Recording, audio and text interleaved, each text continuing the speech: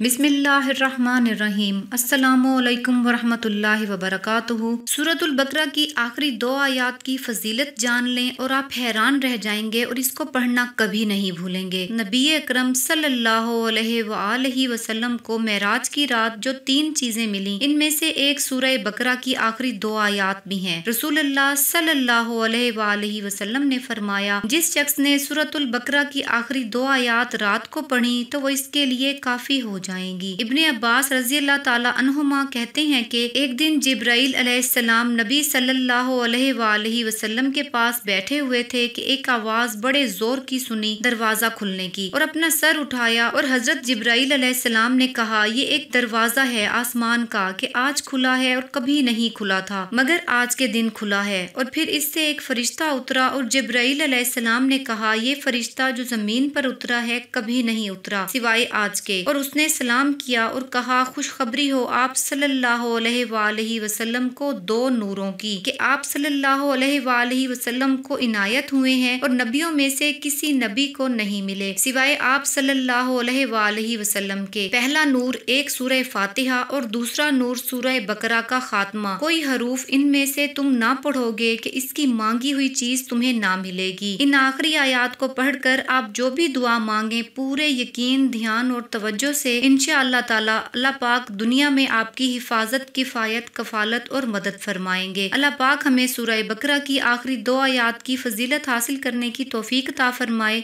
सदका जारिया की नियत से वीडियो को लाइक और शेयर कर दें। जज़ाकल्लाह। अल्लाह हाफिज।